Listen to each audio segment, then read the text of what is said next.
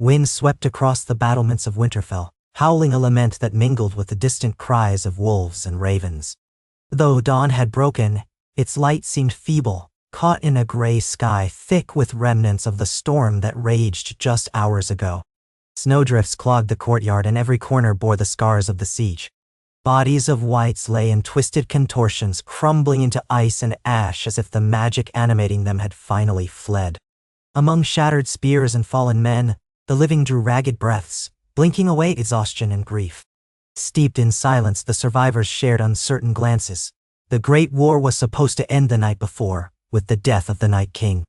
And yet, in a turn of events none could have predicted, their ancient enemy lay bound in the Godswood, alive but no longer a monster of ice and night. No one knew how it was possible. Not even Bran, the three-eyed raven, who seemed to be the only one calm enough to contemplate the implications of what had happened. Throughout the pitched battle, many had fallen. Beloved sisters, brave knights, wildlings who had crossed the wall to stand with the people they once raided. No one was spared the cost of a war that threatened all life. Yet in the midst of that final confrontation, a twist of fate brought a fleeting moment that broke the Night King's centuries-long condition. Perhaps it was an oversight on his part, some fraction of magic left vulnerable, some thread in the tapestry that had never been tugged before. Or perhaps it was a mysterious intervention by powers older than any living soul could fathom. All that anyone knew was that, when Arya Stark aimed her blade for his heart, when Daenerys Targaryen poured dragonfire upon him, something cracked in the cold deity's visage. In that instant, the swirling blue in his eyes flickered into something else. Then he fell, not as shattered ice, but as a living shape that still breathed. The few who witnessed it had not dared to celebrate. After all, how do you rejoice in capturing the world's greatest threat, the being who commanded an army of the dead? There had been no plan to capture him, only to destroy him. Yet the Night King lay on the ground, gasping like a drowning man, the wind whipping the tatters of his armor. A hush had descended upon the field. Jon Snow had approached, sword raised, uncertain whether to strike or ask questions. At the edge of all that devastation, amidst the flickers of dying torches and the heaps of the slain, Jon saw a trickle of blood on the Night King's cheek, deep red instead of the icy blue rumored to flow in his veins. And he hesitated. Bran had been brought to the scene with haste, wheeled forward by Davos and Sam, who glanced in every direction for straggling wights. But the wights, once fearsome, had collapsed by the hundreds. The surviving White Walkers vanished into the veil of night, as though something fundamental in their bond had been severed. Bran's expression was far away, golden brown eyes seeing through time rather than space. His lips had trembled with uncertain resolve. "We must bring him inside," Bran had said at last, a statement that chilled those listening as much as the bitter wind. Yet for all their shock and terror, for all the revulsion at touching that pale frigid body, they obeyed. Because he was no longer the Night King, not exactly. Even in the final moments of the skirmish, they all sensed something had changed within him, something that could turn the tide of centuries of darkness. They had bound him with chains forged of dragonglass links, hammered in the forges below Winterfell just the day before, in preparation for the monstrous war. The living believed that if anything could hold him, if indeed he was still a threat, it would be obsidian. He had not resisted, not once. He was carried inside to the Godswood and laid at the foot of that ancient weirwood tree. The red leaves dripped melted snow onto his brow as if marking him in blood. There he remained, silent but not unconscious. Alive. Some said the true battle would begin the moment he awoke fully. Others murmured that perhaps he was a trap, a lure for those who had survived the night, tricking them into another confrontation. None of those gathered could have guessed that this being, once the embodiment of winter's wrath, was already transforming from within. All night, Bran Stark sat vigil at the edge of the Godswood, watched over by a handful of the bravest northern guards. Jon Snow paced behind him, every now and then shooting the figure a look that balanced fear with curiosity. Ghost, the white direwolf, lay near, ears pricked as if sensing that something tenuous flickered in the air. Daenerys, exhausted from riding Drogon and channeling her wrath through waves of dragonfire, had retreated to recuperate, but the unspoken tension among all present was that she might appear at any moment to finish what she started. None could blame her. The Targaryen queen had lost so much, her 2 dragons, her armies, just to come north and help defeat this ultimate threat.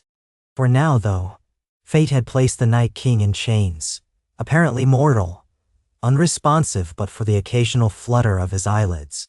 As the first rays of pale sunlight found their way through the godswood, the captive stirred.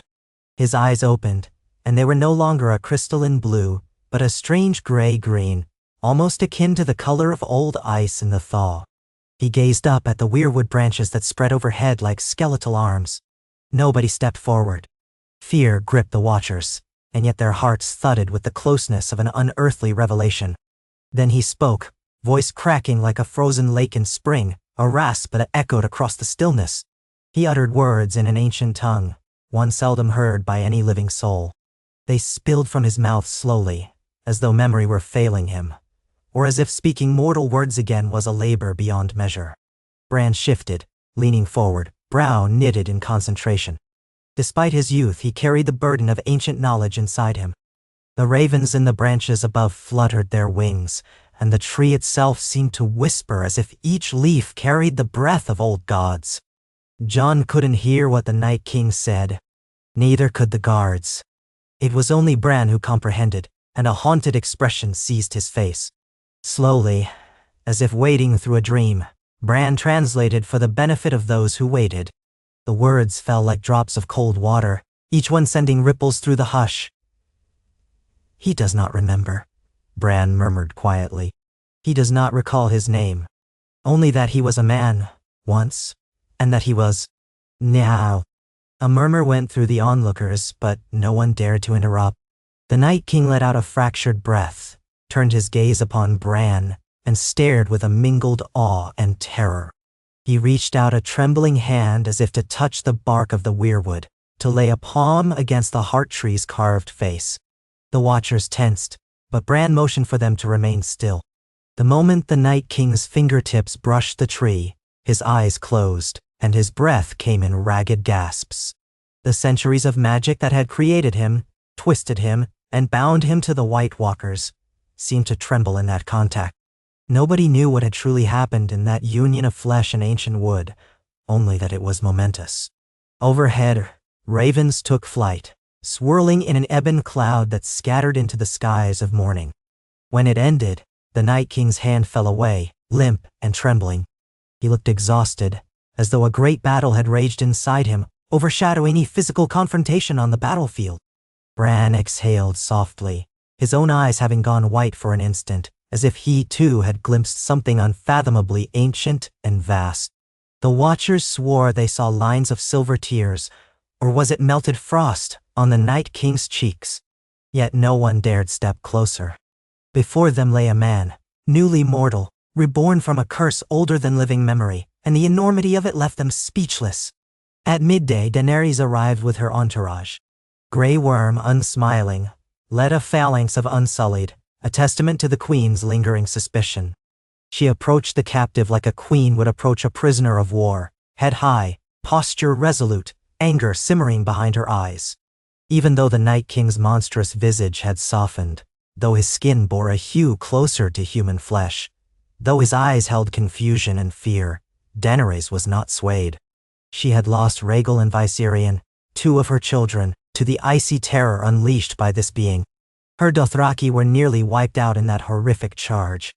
Her eyes shone with tears she refused to shed, tears made of steel, forged in the crucible of endless conflict.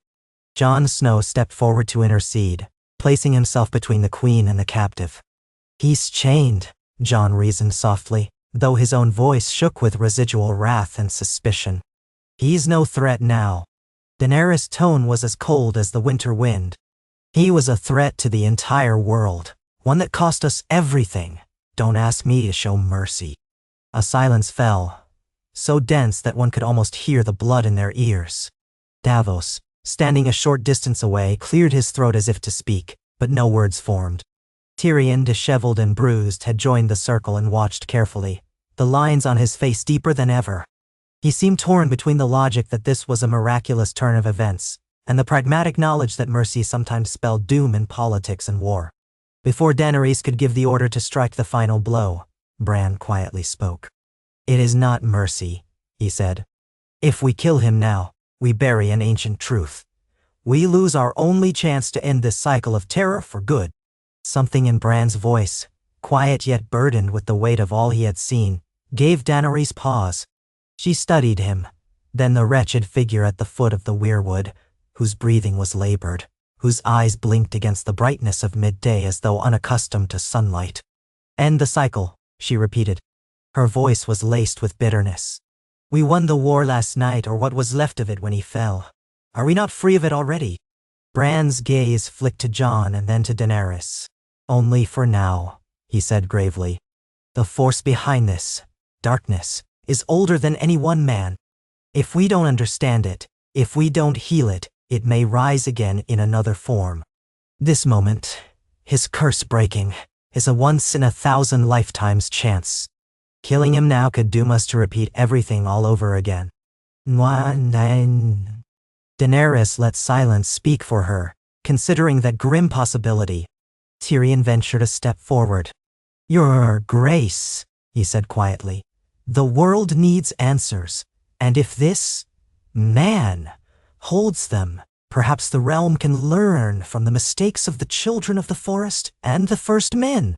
She stared at Tyrion, at Jon, at Bran, and finally at the fragile man in chains who had once been a godlike manifestation of winter's fury.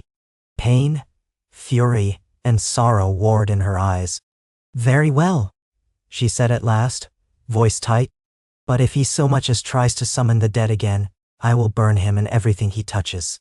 Jon nodded, relief and residual dread mingling in his expression. The Watchers exhaled collectively, and a hush fell as Daenerys turned to leave. She barked an order for the Unsullied to maintain a steady guard, and they positioned themselves around the godswood, spears glinting in the midday sun. For a time, no one knew what to do next. How did one nurse back to health a creature who had been the embodiment of death itself? How did one speak to him? Could he even understand them? Or would he revert to some monstrous form? Late in the afternoon, Samwell Tarly approached cautiously, a cluster of thick tomes cradled in his arms. He placed them gently on the frosted ground and kneeled near Bran. "Old texts from the Citadel," Sam explained in a hushed tone. "Not exactly a guide on how to heal a centuries-old ice wraith, but they have stories of curses, transformations, and older magic. Might be something here that can help." "Natalon?" Bran gave a small nod, grateful. The Night King, if one could still call him that, remained silent, though his eyes tracked Sam's movements with cautious curiosity. Occasionally his lips twitched, as if remembering words to a forgotten language. When Sam recited a few phrases in the old tongue, the figure visibly flinched. He whispered something in response, so quietly that only Bran caught it, and Bran's complexion turned pale. "He says," Bran translated, "the words carry him back to a time before he was taken. He cannot remember it clearly, only that it was warm, that there were green fields, that his people were under threat by something. The rest is lost to him." Mentality. And so began their vigil in the godswood, day turning into night, night into day, as they struggled to communicate with the newly fragile being that had once commanded an immortal army. Bran ventured into Greensight repeatedly, searching for glimpses of the distant past. Sam pored over every dusty volume from the Citadel that might hint at how the first White Walker was created. Tyrion arranged to bring in whatever resources he could from the library at Winterfell. Jon and Davos took turns mediating the tensions that flared among the living, who viewed their prisoner with deep suspicion. Meanwhile, Daenerys mostly kept her distance, for each time she glanced at the man, grief welled in her eyes for her fallen dragon children. But the realm could not stand still merely because they had found themselves at a crossroads of fate. News spread quickly that Winterfell had survived the Great War. Lannister banners, or what remained of them, fluttered in the courtyard. Knights of the Vale lingered in half-ruined towers. The unsung dead still awaited burial or burning. People were hungry, farmland had been ravaged, and the traumatized survivors cast wary looks at the clouds, expecting another wave of winter's doom.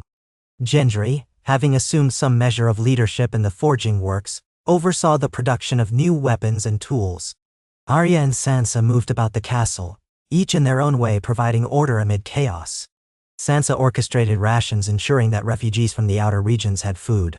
Arya vanished for hours at a time, reappearing with strange bits of intelligence gleaned from unknown sources. They all worked to hold the fragile peace together, uncertain if it would last. Inside the Godswood, the transformation of the Night King continued in slow increments. His hair, once sparse and brittle as frost, now grew in thin strands of iron gray. His skin lost that undead pallor, though it remained cold to the touch, and faint patterns of pale scarring traced his arms like the vestiges of alien runes. Each night he slept fitfully, as if tormented by nightmares of centuries. Sam recognized the symptoms of trauma, of a man wrestling with half-recalled horrors. At times Sam read tales out loud, stories of old heroes, of the Age of Heroes, of Brandon the Builder. The captive listened raptly, occasionally interrupting in the ancient tongue with questions that Bran struggled to translate. On the 4th day of his captivity he uttered a name. Not a title. Not a monstrous epithet. A name that might once have been his own. It was halting, strange on his tongue, but Sam recognized the syllables from a genealogical footnote in a text about the early Stark bloodline. Arian, the man said, voice rough as gravel. Then he spoke again. I was Arian. Jon Snow, who stood by, felt a tremor run through him. Arian, he repeated. He glanced at Sam, who nodded numbly, scanning his memory for details. If there was an Arian tied to the north or to some lost house, Sam had to be sure. It's possible, Sam said, that he belonged to a branch of the First Men. The name might have originated in the old tongue. Could be that he was once a brother of the Night's Watch, or something else entirely. Bran's eyes fluttered, as though something stirred in his visions. But he said nothing, leaving them to wonder. Arian, Night King no more, closed his eyes and sunk back into a doze. A tear glistened on his cheek, though no one could say if it was from sadness or relief. Word of this transformation inevitably reached the assembled lords and ladies who had converged on Winterfell for the final stand. Glaring from the Great Hall, they demanded answers. How could a being so steeped in evil simply revert to humanity? Many insisted it was a ruse. Lyanna Mormont, though wounded, had recovered enough to voice her opinion that the only good White Walker was a dead one. Jon Royce from the Vale argued the risk of letting him live was too great. Others raised concerns about a second-long night if their vigilance faltered. Despite their outcry, Jon stood firm, supported by Sansa's measured counsel and Bran's unwavering conviction that the realm needed to understand this phenomenon. Even Tyrion, with his cunning mind, insisted that this was not the moment to revert to old methods of simply killing an enemy they didn't comprehend. Within a week, the tension in Winterfell had become a tangible thing, pressing on everyone's hearts. The harvest season was months away, winter's chill lingered, and rumors drifted that Euron Greyjoy might be stirring trouble in the south. The living simply had too many woes at once, and the presence of the realm's ancient enemy, now a half-cured man, only added to their burdens. Some nights, small pockets of armed men roamed the castle halls, prepared to take matters into their own hands. It was only the presence of the Unsullied and the remnants of the northern forces that kept them at bay. Nevertheless, the cracks in the alliance between Daenerys and the north grew more visible. People whispered that the Queen's dragons had been avenged, that the Night King had effectively died. This husk of a man was not worth saving. Others spoke of a prophecy, half-remembered, that a dragon and wolf together would break the wheel of endless suffering. They asked if this was part of that prophecy. Silence was the only answer. While the living debated, Arian, captive confused, began to speak more frequently. He could not fully explain his own past, for centuries of darkness had clouded his mind. However, when asked about the White Walkers, the Whites, and the endless winter, he managed fragments. He had been created long ago as a weapon against humanity, bound to the cosmic chill that emanated from the lands of always winter. The children of the forest, desperate to repel human invaders, forged a living blade of ice.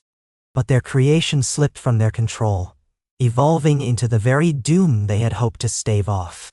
Over time, the being that was once Arian lost himself to the creeping voices of the deep cold. A chorus, he murmured through Bran's translation. The ice whispers to you, telling you to forget, to hate, to conquer, to freeze the living world so it will no longer change. When he spoke these words, even the hush of the Godswood felt heavy. Davos admitted later that it felt as though they were glimpsing an abyss, a malevolent presence that remained hidden but everywhere.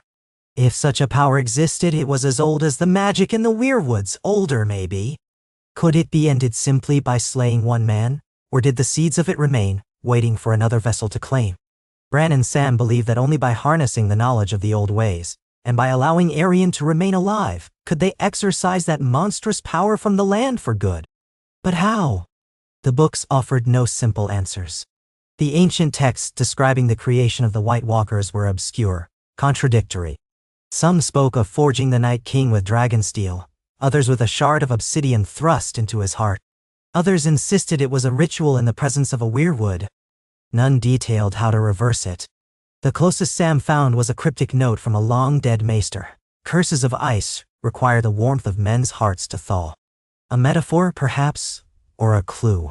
Finally, after many days of searching, Bran declared that they must undertake a journey beyond the wall. Whispers of dread rippled through those who heard it. The realm was in tatters. Winter storms still battered the north, and the idea of venturing back to that frozen wasteland was enough to set hearts trembling. But Bran insisted that the heart of this curse lay in the place where Aerion had been fully transformed. If they wanted to break the cycle, they had to return to that cradle of winter's darkness. Aerion seemed to understand, though fear clouded his eyes. Perhaps returning to that place where he had ruled as an icy god was the last thing he desired, but somewhere in the shattered fragments of his soul, he knew it was necessary. Jon, ever the man to shoulder burdens, volunteered to lead an expedition. Daenerys balked. She had nearly lost him once beyond the wall, and was loath to risk him again, but her arguments met the unyielding practicality of the North. To stand still was to invite another doom in the future. Besides, they had little time. Though the Whites were gone, rumors stirred of pockets of lingering undead in the deep wilderness, waiting for a summons that might never come. If that darkness was not sealed or reversed, it might fester.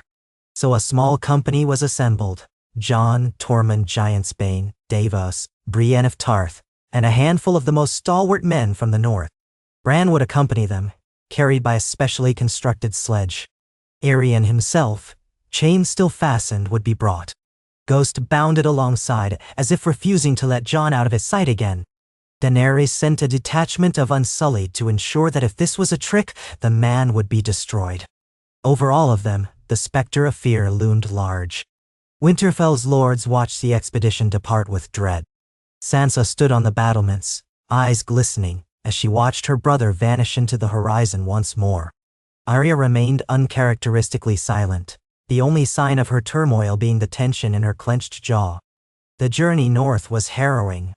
Though the Night King's defeat had lessened the worst storms, the wilderness remained hostile. Towering drifts of snow, bone-chilling winds, and hidden crevices that could swallow a horse whole.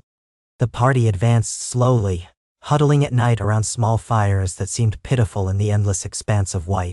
Aerion was quiet, as if sensing the land's memory of his former existence. Whenever they paused to rest, he stared into the distance as if haunted by echoes of an army he once commanded.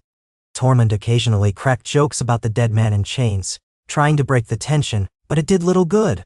Each day, the air grew colder, and the weight of centuries pressed upon them. On the 7th day, they reached the location Bran had seen in his visions, a series of jagged ice spires that erupted from the ground like fangs. At the far side lay a hidden valley that led toward a ravine. Within that ravine, centuries ago, the children of the forest had conducted their darkest rite. Aerion walked with halting steps, his chains rattling, eyes distant. Ghost whined softly, sniffing the air. There was a silence in that place, an absence of wind, as if the land itself held its breath. They set up camp at the mouth of the ravine. Bran, trembling from both cold and the power coursing through him, asked that Aerion be brought before a large weirwood stump that rose from beneath the snow. Its crimson, sap-laden face had been cleft in some ancient battle, a relic of a forest that no longer existed this far north. The group formed a wary circle. Davos, eyes creased with apprehension, looked at Jon, who nodded. This was the moment for which they'd come so far. Bran told them that if the curse was to be unmade, it had to be undone with the same forces that created it. Weirwood magic, the blood of men, and the willingness of the cursed to relinquish their power. Slowly, Aerion kneeled in the snow. Bran guided him to place his hand upon the wounded weirwood stump. Tormund and Brienne stood guard, swords drawn. Jon approached with Sam's old dragonglass dagger. Carefully, he drew the blade across Aerion's palm, drawing blood. The man hissed in pain, watching the scarlet rivulets drip onto the white bark. For a long heartbeat, nothing happened. Then Bran closed his eyes and let his consciousness sink into the ancient roots that spread beneath the ice. In the hush, the wind seemed to whisper, and shadows in the corners of the ravine flickered. A low groan reverberated through the ice spires, as though the land were waking from a long slumber. Aerion gasped, seizing Bran's arm, and the two of them looked like they were caught in the grip of something bigger than either. Jon felt the hair on his arms stand on end. The presence of old magic was undeniable, pressing in on them from all sides. Suddenly, Aerion threw back his head, a strangled cry tearing from his throat. The flesh around his old scars glowed faintly with a strange, cold light. Davos moved as if to intervene, but Jon placed a hand on his shoulder, uncertain if interrupting would doom them all. The chain around Aerion's neck rattled like a death knell, while his free hand clawed at the stump, drawing more blood. A swirl of wind kicked up snow, partially obscuring the man and Bran from view. Well, Tormund cursed under his breath, bracing himself against the gale. Then, as abruptly as it began, the light dimmed. Aerion collapsed to the side unconscious. Bran's eyes snapped open, unfocused at first. He jerked as though awakened from a nightmare, chest heaving. Jon rushed forward, ignoring the risk. "Bran!" he shouted over the dying wind, propping his brother upright in the snow. "What happened?" Bran blinked, tears streaming down his cheeks. He looked at Aerion, and then at the blood-soaked weirwood bark. I saw it all," he said in a tremulous voice. The moment he was changed, the agony, the children's desperation, and I saw the power that controls winter itself. It's woven into the land. The only way to end it was for him to relinquish the hold it had on him, and he did. Jon checked Aerion's pulse, which was weak but present. The lines of frost that once marred his flesh had faded further, leaving pale scars that looked more like old wounds than supernatural marks. "Is it over?" asked Davos, his eyes wide, uncertain if he dared to hope. Bran closed his eyes again, feeling the presence in the roots beneath the ice. "It's undone," he whispered. He severed his bond to the darkness. The White Walkers will not return under his reign, but winter's fury is not just gone. It has existed for eons. Without a vessel, it's dispersing, slowly. And in that dispersal, the land can begin to heal. Spring might come, truly? Nigh. A hush greeted his words. Tormund exhaled a breath he'd been holding. "So that's it. We just ended the long night for good." Bran's gaze lingered on Aerion's unconscious form. "For good if we tend the realm's wounds and ensure no one reawakens it. Magic never truly dies, it only transforms." In that moment, a faint stirring in the air seemed to caress them, warmer than the biting wind. It was as if a final exhalation from some primordial force had just been released. The snow-laden sky grew lighter, the sun's rays pushing through the clouds. The watchers felt it in their bones, a shift, a subtle tilt toward warmth, hope, and renewal. Jon lifted his eyes to the sky. Perhaps, at long last, their children and grandchildren might know a world where the threat of an endless winter was truly gone. Cautiously, they lifted Aerion and carried him away from the stump. Brienne and Tormund insisted on keeping him in chains still, not trusting that the transformation was complete. But as they gathered their supplies and made to leave the ravine, the howling wind died to a gentle breeze, and the biting cold softened. Ghosts sniffed at the air, letting out a short bark that sounded almost like delight. Even the weirwood stump so grievously cleft seemed less forlorn in the mounting daylight. The journey back to the wall took days, but the difference was noticeable. Each day seemed marginally warmer than the last. Where the snow had been waist-deep, it now only reached their calves. Streams of meltwater trickled in hidden gullies. Though still perilous, the land no longer felt quite so bent on devouring them. Arion recovered gradually, his mind fragile from the ordeal. He spoke even less now, as though unsure if the last shreds of the White Walker within him might resurface, should he dwell too long on words. Yet his gaze held a weariness, and a relief that verged on sorrow. Without that ancient power, he was simply a man displaced from time, with no home, no kin, and a world he no longer knew. When they finally reached the remnants of Eastwatch by the Sea, a shattered ruin left by the Night King's earlier assault, they found fewer men stationed there than expected.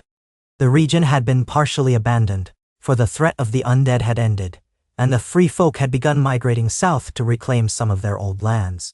Tormund took the chance to speak with a few wildlings, sharing the news of their victory over the White Walkers, and that the cursed power was ended. Many were skeptical, but others sensed a change in the air and believed. The small folk who had hidden in caves emerged tentatively.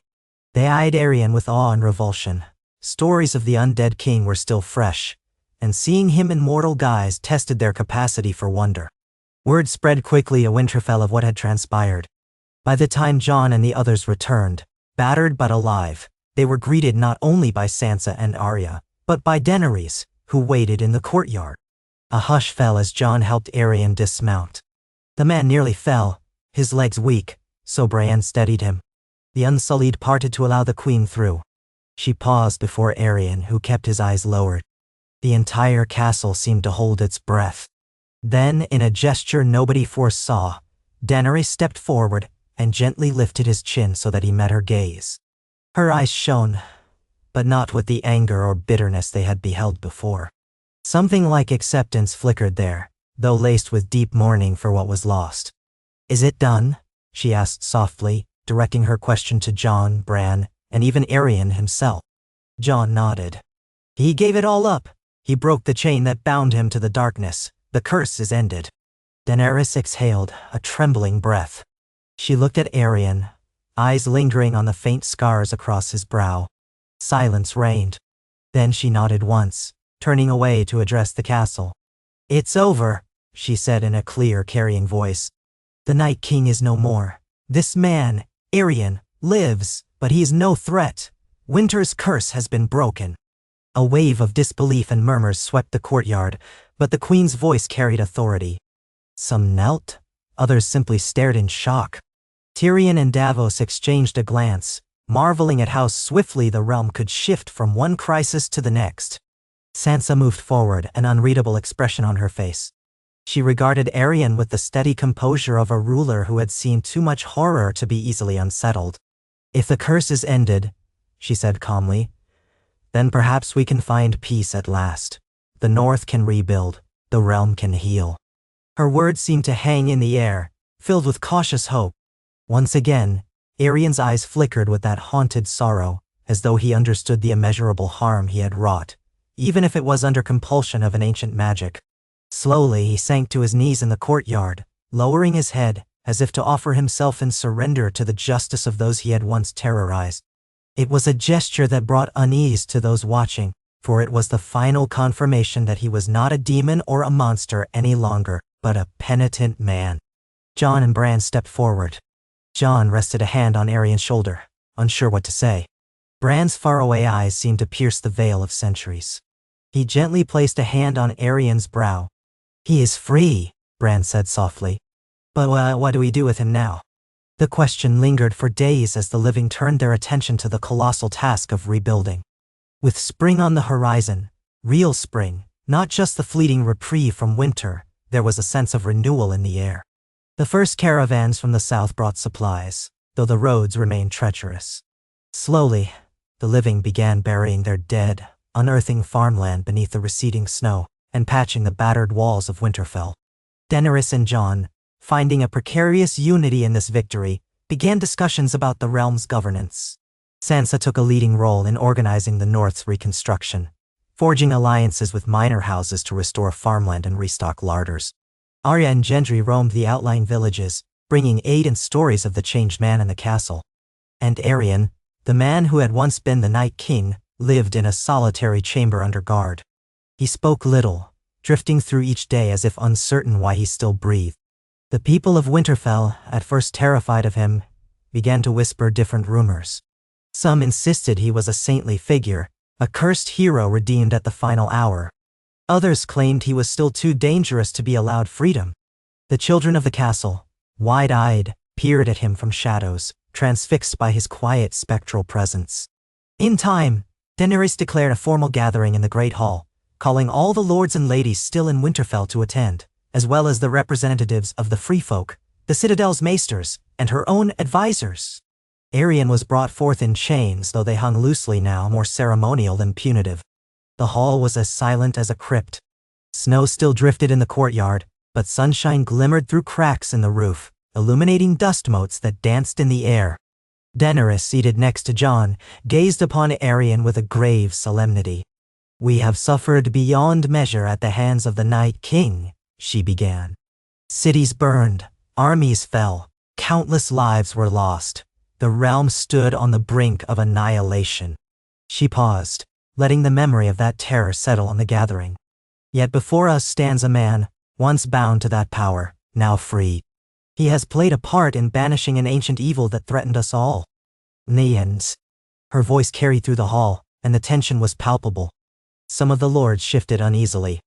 Lyanna Mormont, though still bearing the marks of her injuries, stood straighter, fists clenched. Tyrion watched intently, arms folded, while Bran's expression remained distant and inscrutable. Daenerys' voice softened. "We must decide his fate. Should he face the sword for the crimes committed as the Night King? Or do we acknowledge that he was as much a victim of the curse as we were? That he has, in fact, saved us from another long night?" "Nah, wild."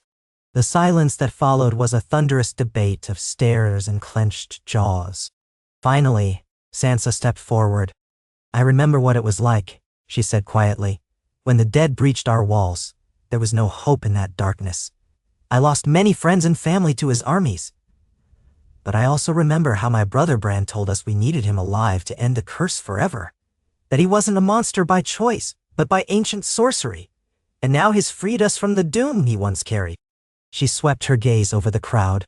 "We Starks have always believed in justice, and justice includes mercy when mercy is deserved." Bran inclined his head as if echoing her words silently. He added, "He has no memory of his life before the curse, aside from fragments.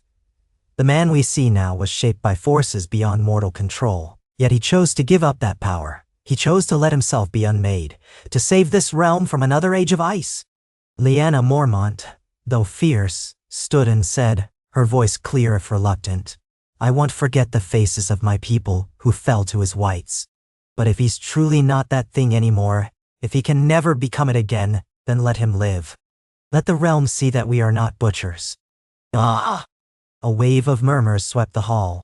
Many eyes turned to Jon, who had fought the Night King time and again. Slowly, Jon rose, his bearing somber. "I fought him at Hardhome," Jon said. "I saw his cruelty, his power, the terror he commanded.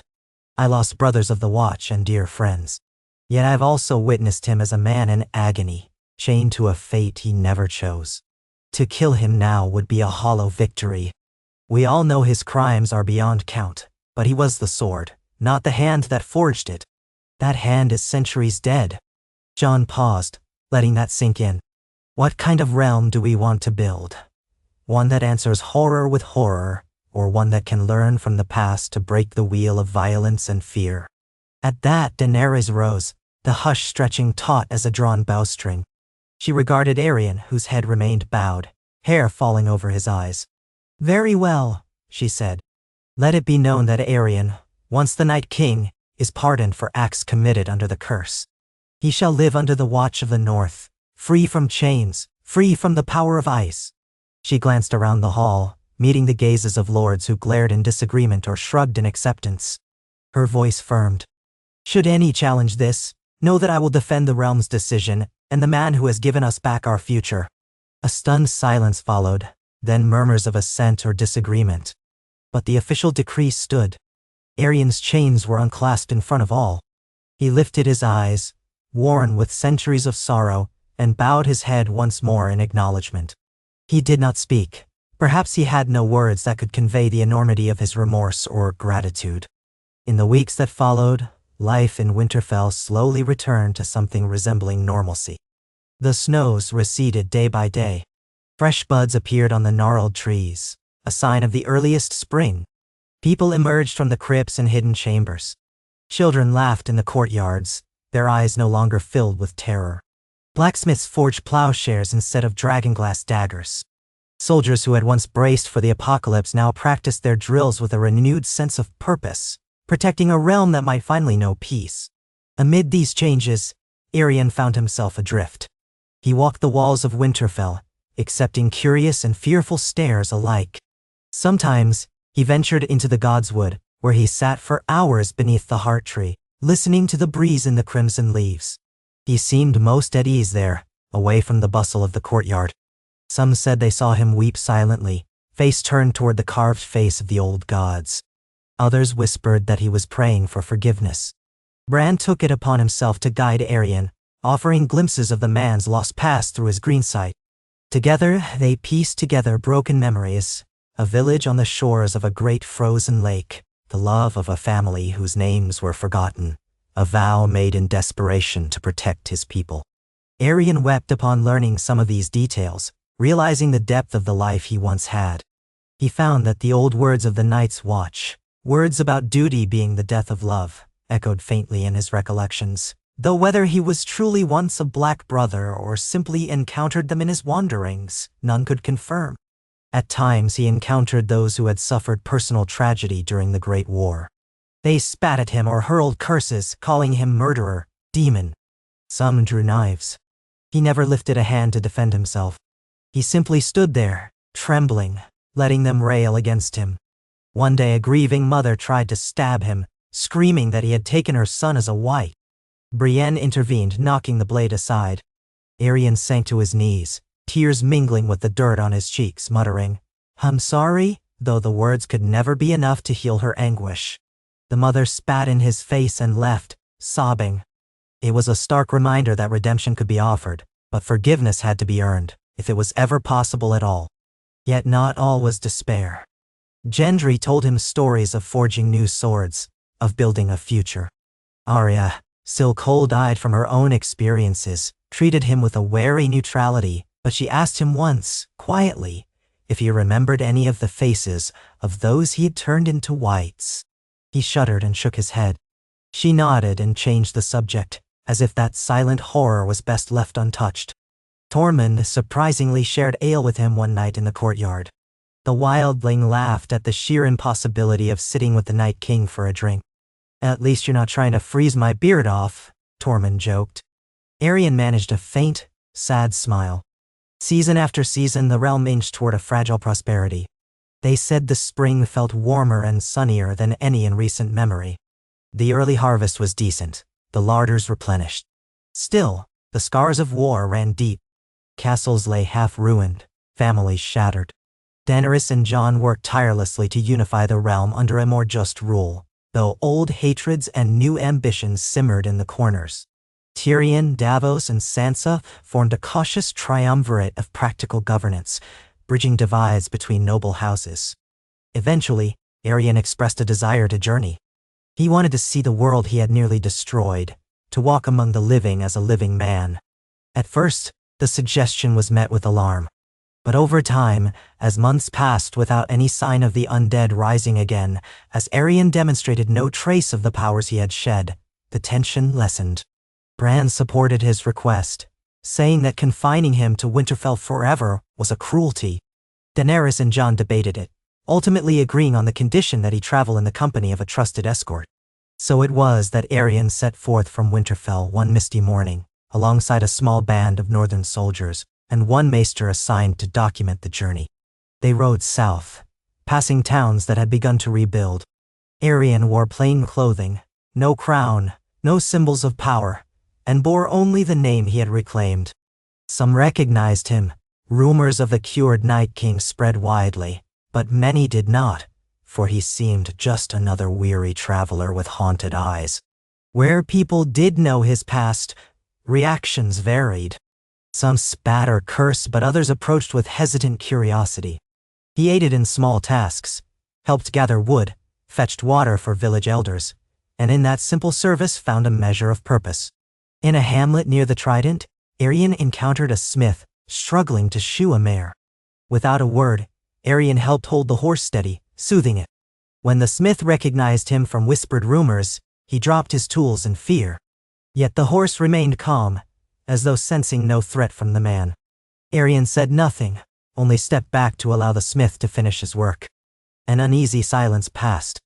In the end, the smith mumbled thanks. Arion nodded and walked on, a small moment of humanity bridging an unimaginable gulf. Over time, these small acts multiplied. The maester who accompanied them recorded it all, writing that, where once he brought death, now he seeks to kindle life in small measures. Many could not forgive, and perhaps they never would. But some were willing to see that he was no longer the demon who had once condemned the living to endless night. Letters reached Winterfell of these encounters. Jon read them with quiet relief, hoping that in time, the realm might fully recover from the nightmares of the past. Daenerys, too, found solace in these reports, though nothing could bring back her lost dragons. In private, she wondered if there was a cosmic irony in the man who had killed her beloved Viserion walking the lands to atone. Perhaps there was a grim balance in the old god's design. Years passed. The realm weathered new challenges: bandits, border disputes, a resurgence of Greyjoy piracy, but none so grave as the long night. Crops flourished under mild summers, and though the northern winters still came, they were gentler, no longer an existential threat. Children grew up hearing stories of the Night King as a cautionary tale, a ghost of a past their parents had survived. Some tales ended with his destruction. Others told of a magical cure, weaving fact and myth until the truth was obscured by legend. In those stories, the name Arion was seldom spoken. He was simply the monster undone. But the truth, held in the journals of the maesters and in the memories of those who had known him, was that he had lived on, traveling the breadth of the 7 kingdoms, quietly confronting the legacy of his ancient curse. He studied old texts in Old Town, conferred with scholars about the mysteries of ice magic. He tended to wounded peasants on the King's Road, learned the rhythms of daily toil, and discovered joys so small they might have once been imperceptible to a being of endless winter. As time wore on, and he grew older, his hair turned from iron gray to white, his eyes lined with age. He carried regrets heavier than any mortal might bear, regrets for wars waged and lives lost, for terror unleashed under the thrall of an unholy power. Yet he lived each day as if it were a gift, the gift of a second chance. Eventually he returned to the north, drawn by a longing that he could not name. At Winterfell's gate, guards who had once stood vigil against his possible betrayal, now greeted him with cautious warmth. He arrived unannounced, humble in plain attire, his face lined by the passage of years. Jon and Daenerys, ruling together in a delicate balance, welcomed him. Bran, older and more reserved, seemed to gaze right through him again, but with gentleness. Sansa, having guided the North's recovery, greeted him with the weary courtesy of a ruler who recognizes the complexities of fate. Arya, seldom at Winterfell, was away on her own path. Tyrion had returned to King's Landing, Davos traveled the seas, and Tormund roamed beyond the rebuilt wall. Many faces had changed. Irian walked once more in the Godswood, alone this time, free of chains. The leaves rustled, their color vivid green in the full flush of summer. The carved face in the weirwood seemed less like a grim sentinel, and more like a silent witness to the cycles of life and death. Arion knelt beside its ancient roots, placing a hand on the bark. No surge of magic coursed through him. He felt only the throb of his mortal heart. Tears glistened in his eyes as he whispered words no one else could hear, perhaps a prayer or a quiet confession. From that day forth, he was often seen in the company of Bran, discussing the deep lore of the old gods, or assisting in tasks around the castle. He never sought power, never tried to influence courtly intrigues. He remained a solitary figure whose past cast a long shadow. Yet over time, that shadow blended with the myriad other shadows that populate a realm forged in blood and hope. He became part of the tapestry of the living, an unlikely thread woven in among the rest. When eventually the day came that Arion passed from this world, an old man slipping peacefully into his final sleep, it was without fanfare. Jon Snow found him in the Godswood, seated beneath the heart tree, eyes closed, lips curved in a faint smile. In his hand was a single red leaf, clutched as if it were a talisman. The hush that followed his death was profound, not born of fear, but of respect. The monster who had once threatened all life had long since become a man among men, carrying scars and remorse, atoning in every quiet breath. Some wept for him, others merely bowed their heads and moved on with their duties, for life in the north was ever demanding. They buried him at the edge of the woods, where the snow once lay thick but now parted easily. No grand monument marked his grave, only a simple stone bearing his name, Arion. Beneath it, a smaller inscription in the old tongue, carved by Bran's own hand, read something akin to, "Freed at last from winter's curse." Over the years, the forest would grow around that stone, roots and vines knitting over it in a gentle embrace. In the annals of the realm, some maesters chronicled the tale of how the Night King was cured and winter's curse ended. They struggled to reconcile the monstrous legends with the humble truths recorded by Samuel Tarley and a handful of eyewitnesses. Over centuries, the lines between fable and history blurred. Minstrels sang ballads of a dread king of ice who found his lost humanity and released the world from night. Others spun more dramatic verses, claiming the man had been a tragic hero all along. Perhaps the real story was more nuanced, hidden in the silences of the godswood and the tearful confessions of a single tormented soul. But for those who lived in the days that followed, none could deny the transformation of the land. Winter still came, but not with the vicious cruelty of ages past. The White Walkers faded into legend, a dark memory whose sting was lessened by the knowledge that their final king had chosen redemption. Families reclaimed farms, children laughed in the sunlight, and the cycle of life continued without the looming terror of an endless night. And so it was that the Night King's reign ended not in final destruction, but in an act of profound renunciation. The magic that bound him was severed by the will of a man who had once been lost. And though countless lives were lost in the wars of the long night, the living found their victory in this fragile peace, learning to cherish every season, winter, spring, summer, and fall, as a reminder that everything, even the coldest darkness, can change. In the seasons that followed Arion's quiet passing, the north breathed easier than it had in living memory. Winters were gentler, springs more generous, and a sense of hope persisted among both highborn and small folk, as though some ancient wound in the land had finally begun to heal.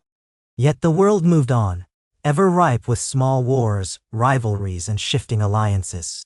People rebuilt villages, reclaimed fields that had been left to fallow, and harvested so abundantly that markets hummed with trade. Though the long night had transformed the shape of Westeros, much of that transformation lay deep beneath the surface, visible not in monumental events but in the subtleties of daily life. The way farmers trusted that the snows would melt on time, the way children laughed without fear of the dead, and the way lords and ladies spoke of the future with something that sounded, at last, like optimism.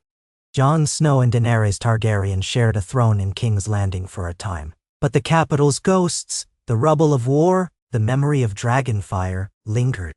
After some years of uneasy governance, they decided to rotate their seat of power between the old Targaryen stronghold in Dragonstone and the newly restored fortress of Winterfell. This arrangement kept the peace with many of the southern lords, who had grown wary of a Targaryen presence in the city that Aegon the Conqueror had once built through fire and steel. Daenerys found she preferred the sea-lashed cliffs of Dragonstone anyway, for they whispered of her ancestors and offered her a measure of solitude from the crowds of the city. Jon, for his part, could never truly leave the north behind. The stark, honest landscape called to him, and though he had lost none of his sense of duty, he carried that duty more easily on familiar ground. Together they navigated a realm whose scars were still visible. The Red Keep required extensive rebuilding after Cersei's final stand. The Crownlands were dotted with shattered farms. The Riverlands, always a crossroads of conflict, needed new roads and better defenses. In the Stormlands, local lords argued among themselves over inheritance and trade. In Dorne, a new ruling family had emerged, forging alliances by marriage with houses in the Reach and the Westerlands. Bit by bit, however, the wheels of the realm turned. Peace treaties were honored, trade routes opened, and the empty seats in the noble houses gradually filled with heirs who had never known the terror of an endless night. Over time, a fresh generation rose, one that viewed the long night as a tale told to frighten children or a half-remembered dream of their elders. Yet many who had lived through it could not forget. They still bore nightmares of whites storming their gates, of the Night King's inescapable glare. Some bore physical scars. Others grieved parents, lovers, or children. This was a deep sorrow that might never truly fade, even if the days now dawned bright. Among those who remembered was Sansa Stark, who had taken on ever greater responsibilities in the north. Though Jon was technically the king consort and Daenerys the queen, Sansa acted in all but name as the Lady of Winterfell, overseeing the day-to-day governance of the region. Her hair had turned a richer copper hue with each passing year, and her face had become more regal, carrying the trials she had endured like a quiet crown. She seldom left Winterfell, preferring the seat of her ancestors to the intrigues of King's Landing.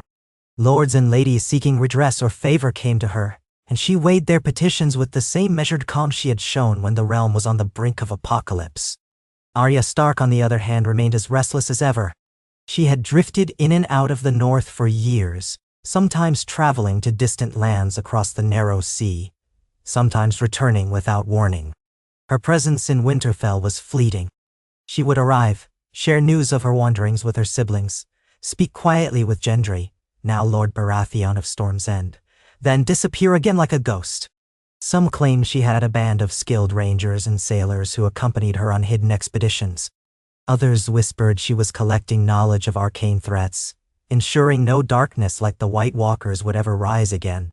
Whatever the truth, she remained an enigma. Gendry, though he once harbored hopes of a lasting life with her, had come to accept that her spirit was bound to the wind. Their bond was a subtle, enduring connection that defied ordinary titles and ceremonies.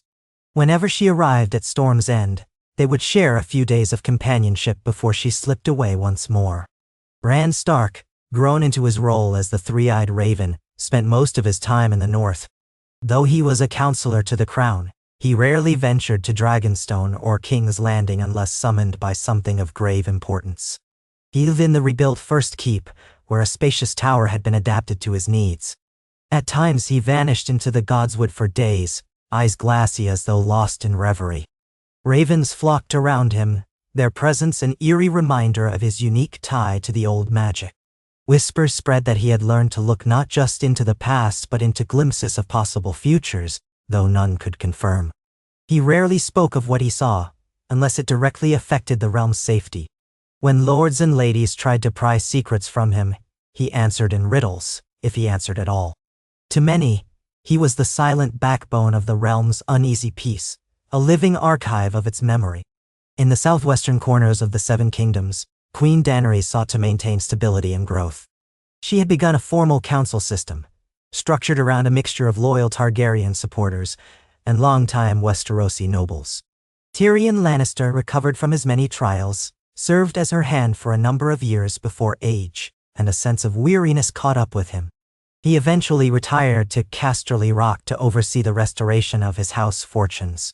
By then, House Lannister was no longer the fearsome power it once was, its pride tempered by the fiascos of the last wars. But Tyrion ensured that the gold mines were responsibly managed, forging trade pacts that benefited the crown and the realm alike. He never married, though rumors linked him to a merchant's widow in Lannisport. In time, he became a figure of quiet renown, recognized as one of the architects of a peaceful era, forever trying to atone for the sins of his father, sister, and nephew. Davos Seaworth rose to the role of master of ships, though he often lamented that he was no politician. Still, his weathered honesty and humble background won him the respect of sailors and port officials across the Crown lands. He shuttled between Dragonstone and King's Landing, ensuring that the royal fleet was well maintained and that trade routes remained open. Some said the only reason pirates kept clear of Westeros coasts was the old smuggler's uncanny knack for sniffing out trouble on the seas. He never forgot his origins, and he used his position to advocate for small folk whenever he could. He became something of a beloved figure in the ports, a living reminder that even a common man could shape the realm's destiny. As the years slid by, Jon and Daenerys' relationship evolved into a partnership tinged with mutual respect, strategic planning, and quiet devotion.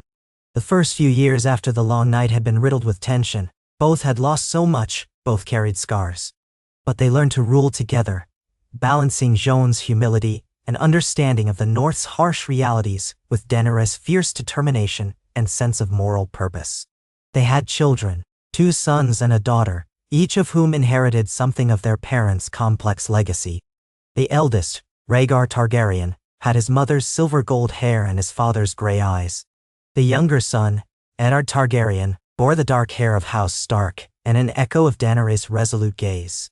Their daughter, Lyanna Targaryen, carried a blend of Targaryen features with northern coloring, silver locks streaked with a pale chestnut hue. All 3 children spent portions of their childhood in both the North and Dragonstone, fostering alliances with the families of the Vale, the Riverlands, and the Stormlands. They grew up in a realm that knew relative peace, though it was still shaped by the memory of war. From an early age, Rhaegar displayed his mother's flair for leadership, if tempered by Jon's sense of honor. He seemed most comfortable on the back of a horse, or perched on a balcony with a book in hand, as if torn between martial pursuits and intellectual curiosity. Eddard, in contrast, was quieter, drawn to the hush of crypts and the stories of ancestors. He spoke softly but carried himself with an uncanny calm that reminded many of a younger Bran. Lyanna was the boldest of the 3, fearless in the training yard, capable of outshooting many squires with bow and arrow, though she wore her rebellious streak like a banner. Their parents tried not to repeat the mistakes of previous generations of Targaryens. No one was declared a single heir too early, and all were taught the responsibilities of leadership, protecting the weak, valuing justice, and remembering that a throne was a seat of service, not a pedestal of power. On certain evenings, when the sun set low and cast a golden hue over Winterfell's courtyard, the children would ask about the Great War. Jon and Daenerys recounted only what they deemed suitable for young ears, stories of courage, unity against a common threat, and the resilience of the living. Yet as the children grew, they pressed for more details. They had heard rumors of a Night King who once nearly extinguished all life, and of how he had been found alive after the final battle, only to be cured. They asked if it was truly possible for so monstrous a being to be redeemed. In those moments, Daenerys would grow quiet, remembering the horror she had witnessed, the friends she had lost. Jon, too, would lower his gaze, haunted by memories of Hardhome, and the shivering dread that had clutched his heart when he first saw that silent figure with his crown of ice. Sometimes Jon deflected the questions. Sometimes Daenerys would offer a clipped reply. He was lost to a power older than any of us. Then, for reasons no one fully understands, he was freed. That is all you need to know. But children have a way of poking into corners. Rhaegar once approached Bran, the uncle he found intimidating yet strangely fascinating. Bran, seated in a wooden wheelchair near the Godswood, listened to the boy's earnest questions about the Night King, about magic, about the old gods. Bran's eyes clouded with distant knowledge. He told Rhaegar that the world was complex, and that even the darkest forces had origins bound up in fear, hatred, and sorrow. "We do not always choose how we come into this world," Bran said softly. "But we can choose what we leave behind." Arion, a name he barely remembered, chose to leave behind his curse, though it cost him everything. When Rhaegar pressed for more, Bran merely closed his eyes and said, "The story is too big for one telling. You must learn it in pieces as you grow." And so time wore on, each year, forging new challenges and new triumphs. Some soared on the wings of prosperity, others chafed under the monarchy, whispering that the Targaryen-Stark union was an unnatural melding of fire and ice. But no major rebellions flared. The memory of the long night lingered as a stern warning that unity, for all its difficulty, might still be preferable to extinction. For many, the notion of the dead returning was now little more than a fable, terrifying to be sure, but relegated to the realm of stories told around the hearth. Only the older generation, those who had truly seen the dead walk, believed with unshakable certainty that it was possible to face absolute darkness and live. Perhaps that was why, when faint, disturbing rumors began drifting in from the far north, rumors of travelers disappearing beyond the wall, or of glimpses of pale shapes at twilight, most people dismissed them. After all, the long night was ended, was it not? The curse had been lifted. The Night King was not only dead but redeemed. Nothing in the old tales had suggested a second rising. Scholars, especially those in the Citadel, debated these rumors with detached interest. If pressed, they might wave a dismissive hand and say that the wild lands beyond the wall were dangerous even without undead. Free folk, Giants, shadowcats, crevasses, and the natural perils of the environment could claim a life easily. The official stance was that the rumors were baseless or exaggerated. Only a few remembered how easy it was to ignore warnings until it was nearly too late. Bran listened more closely. Late at night, he would sit under the weirwood trees, letting his consciousness rove northward on the wings of ravens. He sensed no vast army of the dead, no monstrous presence like the one that had once overshadowed the land. But he caught flickers of something else, something stirring in the remotest corners of the frozen wilderness. There was a timbre to the wind that reminded him of long-forgotten songs. The animals seemed uneasy, and the auroras at night, those dancing curtains of light, occasionally flared in unsettling patterns. For a time, Bran kept this to himself, uncertain if it was simply the echo of old nightmares. The impetus for revealing his suspicions came when Tormund Giantsbane arrived at Winterfell after many years spent roaming far beyond the new, sturdier wall. The gate swung open to admit him and a small band of free folk, all looking road-worn and grim. Tormund's red beard had gone mostly white, his face lined deeply with age and worry. He had once been known for his booming laughter, but now he wore a solemn expression, eyes scanning the courtyard as if expecting old ghosts to rise from the shadows. Sansa greeted him in the great hall, and they convened a meeting that Jon and Daenerys attended by Raven's message, sending instructions from Dragonstone until they could travel north to see him in person.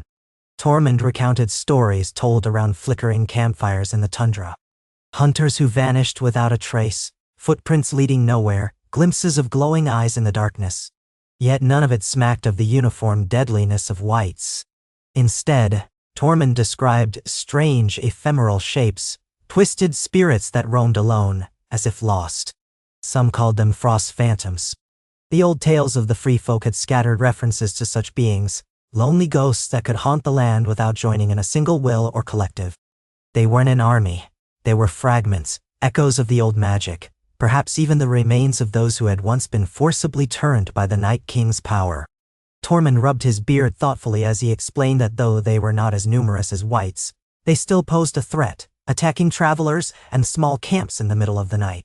"It's like the leftover scraps," Tormund said in a subdued tone. "As if that curse broke, but bits of it never found rest." When Bran heard this, he grew pensive. He told Tormund that he, too, had sensed something amiss in the far north, a soft whisper of old magic that had not fully faded. Daenerys, upon hearing the news, felt a knot of dread coil in her belly, recalling all too vividly the shrieking hordes of undead. Jon was more measured but equally uneasy. Perhaps they were dealing with some remnant that needed to be laid to rest before it could coalesce into something far worse. The question was, how? The Night King's direct link to that magic was gone. Aerion had died a mortal man, severing the bond that once tied him to the icy winds. What then gave these frost phantoms form? A council was called in Winterfell once Jon and Daenerys arrived. It included Sansa, Bran, Tormund, Brienne, now commander of the Queensguard, and various northern lords. The hall's ancient walls bore the banners of House Stark and House Targaryen in unison, their sigils representing a union forged in the crucible of war. Beneath those banners, the assembled faces looked grave. Though no one believed these frost phantoms matched the scale of the White Walkers, they represented a threat to any who traveled beyond the wall, and possibly to the north if left unchecked. Bran stated that the old magic lingering in the weirwoods might be able to guide them. He suggested a ritual of sending, similar in some ways to how Aerion had parted with his curse. Perhaps the restless spirits could be gathered or ushered into the afterlife if approached correctly. But this would require someone with knowledge of the old tongue and a willingness to journey into that harsh land. Tormund readily volunteered to lead. Jon, weighed by duty, also offered to go. Daenerys, uneasy about letting him out of her sight again, insisted on accompanying him. The northern lords frowned at the notion of a queen venturing beyond the wall, but Daenerys merely raised her chin. She would not be dissuaded. The days when she soared over that tundra on Dragonback had long passed, for only Drogon remained of her original brood, and even he was aging, less inclined to roam so far from the warmer south. She knew this would not be a flight of fiery vengeance but a slower, more careful expedition. Preparations began. Rations, heavy furs, and weaponry were gathered. The plan was not to fight an army but to remain prepared for anything. Bran could not accompany them directly. His powers were too precious for the realm to risk, and his frail body was not well suited to the rigors of long travel in the freezing wilderness. He did promise to watch over them through his ravens, to guide them if he could. A small retinue of seasoned warriors and scouts was selected, men who had survived the Great War or grown up on tales of it. Some were free folk who knew the terrain, some were Northmen loyal to House Stark, and a few were volunteers from other parts of Westeros who sought adventure or redemption. Among them was Brienne of Tarth, who still wore her oath of service like an unbreakable chain. Gray streaks now threaded her blonde hair, but she remained as formidable and devoted as ever. On a clear morning, the gates of Winterfell opened, and the expedition set forth. Jon and Daenerys rode at the head, Tormund just behind them, jesting that it felt like old times, though they all knew it wasn't. The land was warmer than it had been years ago. The perpetual gloom lifted, but once they ventured beyond the wall, rebuilt in part by loyal giants and advanced engineering, they knew the climate would be harsher, and the ghosts of the past still lurked in every snowy valley. For Jon, crossing the wall stirred echoes of the boy he had once been, swearing oaths before the heart tree, pledging his life to the Night's Watch. So much had changed. Now he was a king consort, a father, a man who had seen the dead walk and lived to tell the tale. Daenerys, too, felt an odd tremor of memory, recalling the impossible, the heartbreak of losing Viserion to the Night King's spear of ice. The knowledge that Aerion had later chosen to break the curse provided cold comfort, but did not banish the pain of those dark days. They passed through the gates of Castle Black, which stood more sparsely manned than in generations past. The Night's Watch was smaller now. Some questioned if it still had a purpose. A handful of black-clad rangers and stewards saluted them, uncertain how to greet a queen in such a desolate place. Yet there was gratitude in their eyes. The watchmen had grown used to quiet days of patrolling the surrounding forests, dealing with the occasional bandit or runaway. To see the monarchy come in person reminded them of a time when the fate of the entire realm had rested on these walls. They offered what provisions they could spare, but Tormund's group had everything they needed. After a night's rest in the drafty halls, they pushed northward, leaving behind the final outpost of civilization. Days bled into nights, nights into days. The wind carried a sharp chill, though not as savage as the years when the Night King's presence dominated the sky.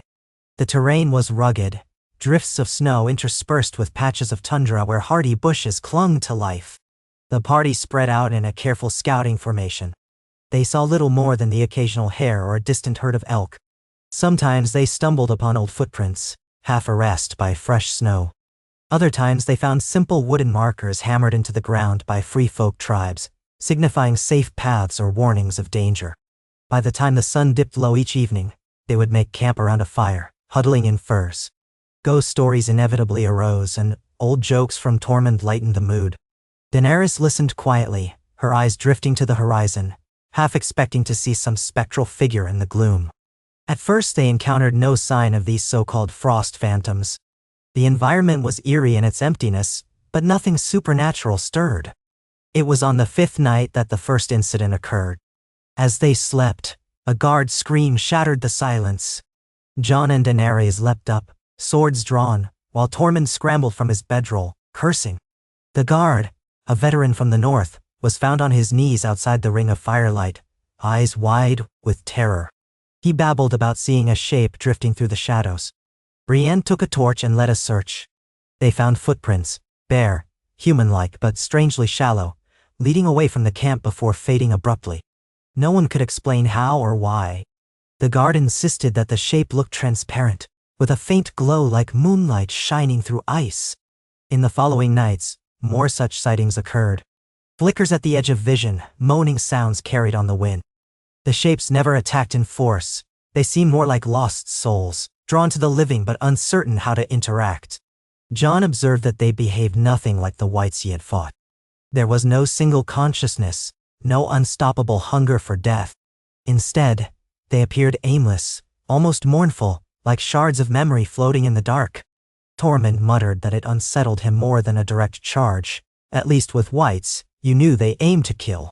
These phantoms were unpredictable, and their presence left a chill in the air, as if draining warmth from the living.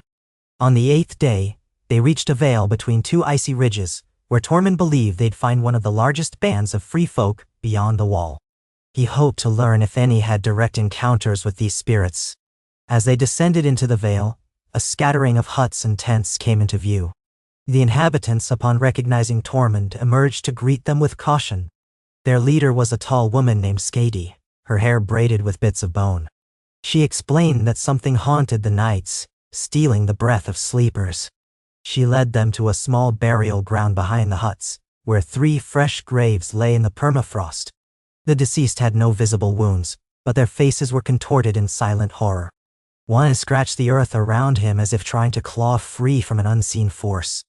Skadi feared the spirits would claim more if nothing was done. Bran had given Jon instructions on what might help to gather these spirits, drawing on fragments of the old magic. They needed a weirwood, or at least a branch from one, carved with certain runes.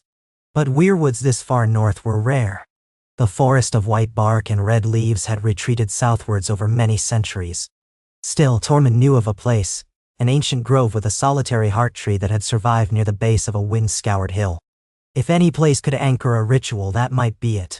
The free folk elders agreed to guide them there. The journey took another 2 days, moving through narrow passes and across frozen streams. Each night the phantoms drew closer, drifting among the tents, leaving watchers shivering in fear. One evening, Daenerys awoke to see a spectral figure standing just beyond the light of her campfire, a woman in the tatters of a once white gown, eyes pale and unseeing. The figure raised a translucent arm as though reaching out for help. Then a gust of wind scattered it like a swirl of snow. That moment lingered in Daenerys' mind long after. She felt no hatred for these spirits, only pity. At last, they crested a rise to find a depression in the land where a single weirwood stood. Its trunk was twisted, bark weathered by eons of harsh wind. Red leaves quivered in the breeze, and the carved face in the trunk was half eroded, missing one eye entirely.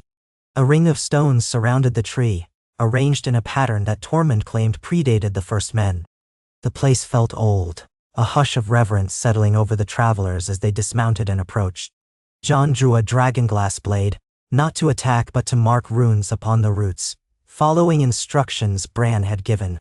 Daenerys oversaw the formation of a wide circle around the tree, ensuring torches were placed at intervals to provide a boundary of light. Brienne directed a handful of guards to watch the perimeter. Night fell. Clouds raced across the sky, revealing and obscuring the moon in turns. The travelers gathered around the tree, hearts pounding with anticipation. Jon stood at the center near the trunk. With the dragonglass blade, he carefully carved archaic sigils taught to him by Bran. He spoke in a hushed tone, the words stilted, fragments of the old tongue that invoked passage, rest, and return to the source. Tormund muttered that it reminded him of the old prayers the free folk used to calm restless spirits, though none had attempted such a grand gathering before. Daenerys clasped her hands, feeling a strange energy in the air, an echo of the old magic that had once bound Arryn. At first nothing happened. The wind sighed, rustling the weirwood leaves. Then a faint shimmer appeared among the stones at the perimeter, like the reflection of moonlight on distant water. One by one ghostly shapes flickered into sight. Some resembled men in ragged furs, others, women or children. Their features were distorted, as though glimpsed through cracked ice. A hush fell over the living as the spirits drifted closer, drawn by the runes. Jon continued chanting, voice growing steadier. He poured all his will into the words, summoning the memory of how Arryn had relinquished the curse. If these were indeed remnants of the White Walker's magic, perhaps they could be released to whatever lay beyond. Daenerys felt her skin prickle. The circle of torches sputtered as the air grew colder, breath crystallizing in front of every mouth. Brienne stood with sword in hand, uncertain if these spirits would grow hostile. Tormund watched in grim fascination, silent for once. The shapes pressed closer, forming an uneven ring around the trunk of the weirwood. Jon knelt, placing a hand on the ancient bark. The carved face in the wood seemed to weep red sap. He recited the final words of Bran's litany, calling upon the old gods to gather what was lost and grant them peace. An eerie moan escaped from the gathered phantoms, as if they all voiced a lament in unison. Then they began to shift, swirling in a slow spiral around the tree, drawn by the runes carved into the roots. Daenerys watched with a mixture of awe and dread. She sensed no rage in them, only a deep sorrow. Some reached out ghostly hands, passing through the living without malice. One spirit, barely more than a faint outline, brushed past Daenerys, sending a jolt of cold through her. She steeled herself, willing her heart not to race. If these spirits needed help to move on, she would not deny them. The swirling quickened. The moaning increased in volume, echoing against the stones. Snow lifted from the ground, drawn into the vortex of ghostly forms.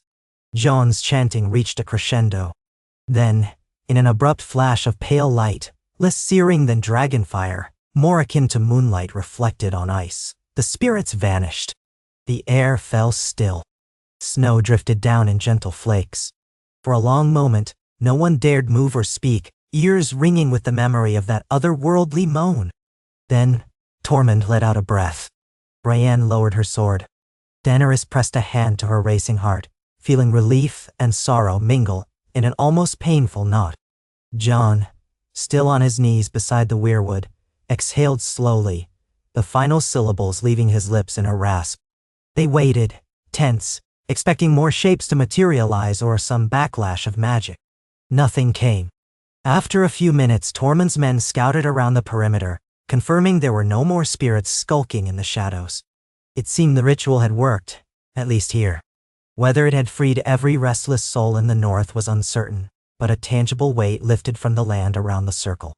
The weirwood's leaves rustled again, and for the first time, Daenerys thought the carved face looked more restful than anguished.